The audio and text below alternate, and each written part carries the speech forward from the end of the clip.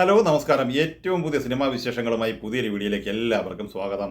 അങ്ങനെ മെയ് 23 വ്യാഴാഴ്ച തിയേറ്ററിലെത്തി heavy positive അഭിപ്രായം നേടിയെടുത്ത മമ്മൂട്ടി ചിത്രമായ ടർബോ ആദ്യ 4 ദിവസം കൊണ്ട് 50 കോടി ക്ലബിൽ എത്തപ്പെട്ടിരിക്കുകയാണ്.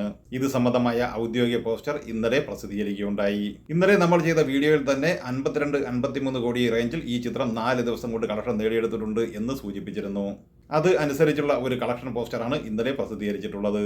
ചിത്രത്തിന്റെ നിർമ്മാതാക്കളായ മമ്മൂട്ടി കമ്പനി, ആഗോള വിതരണക്കാരായ ഗ്ലോബൽ ട്രൂത്ത് മൂവീസ്, ചിത്രത്തിന്റെ കേരള വിതരണക്കാരായ DQ വേഫെയർ ഫിലിംസ്, അതുപോലെ തന്നെ ചിത്രത്തിന്റെ തിരക്കഥാകൃത്ത് മിഥുൻ മാനുവൽ തോമസ്, സംവിധായകൻ വൈശാഖ് എന്നിങ്ങനെ ടർബോ എന്ന സിനിമയെ ബന്ധപ്പെട്ട് പ്രവർത്തിക്കുന്ന പ്രധാന അണിയർ പ്രവർത്തകർ എല്ലാം തന്നെ അവരുടെ പേജുകളിലൂടെ ഈ കളക്ഷൻ പോസ്റ്റർ പങ്കുവച്ചിട്ടുണ്ട്.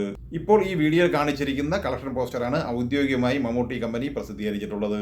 എന്നാൽ ചുരുക്കം ചില യൂട്യൂബർമാരും ഹേറ്റേഴ്സും ഉൾപ്പെടുന്ന ചെറിയൊരു സംഘം ഈ ചിത്രത്തിന്റെ കളക്ഷൻ പ്രസിദ്ധീകരിച്ചിരിക്കുന്നത് വെറും തള്ളാണ് എന്ന് തള്ളിമറിക്കുകയാണ്.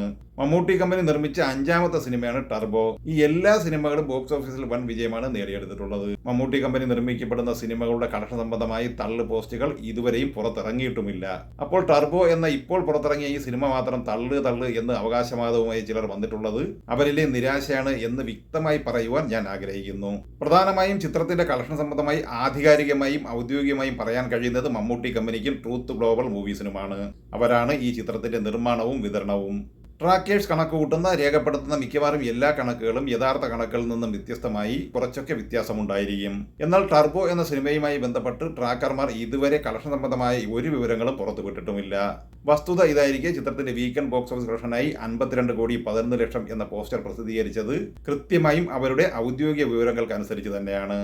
ഇന്ന് ചിത്രത്തിന്റെ success teaser video Mammootty company release ചെയ്തിരുന്നു.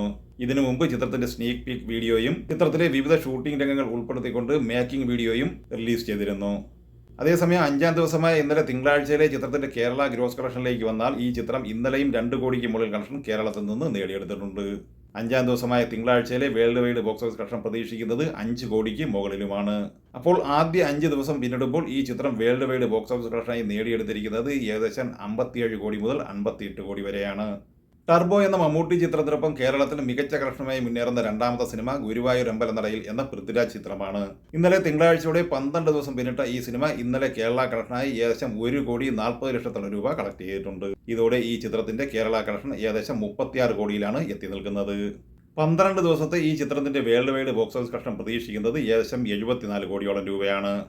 മെയ് 24 വെള്ളിയാഴ്ച തിയേറ്ററിലെത്തിയ ഇൻവെസ്റ്റിഗേഷൻ ത്രില്ലർ സിനിമയാണ് തലവൻ. ബിജുമേനോൻ, ആസിഫ് അലി എന്നിവർ പ്രധാന താരങ്ങളായി ജിസ് ജോയ് സംവിധാനം ചെയ്ത ഈ സിനിമ മികച്ച അഭിപ്രായമാണ് നേടിയെടുത്തിട്ടുള്ളത്.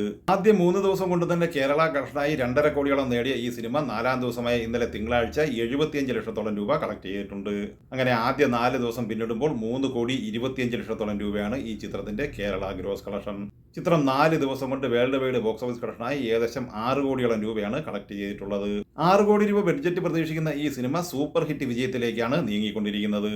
അൽത്താഫ് സലീം, അനാർക്കലി മരയ്ക്കാൽ, ഗണപതി എന്നിവർ പ്രധാന താരങ്ങളായി വിനോദ് കൃഷ്ണ സംവിധാനം ചെയ്ത് മെയ് 24 വെള്ളിയാഴ്ച തിയേറ്ററിലെത്തിയ മലയാള സിനിമയാണ് മന്ദാകിനി.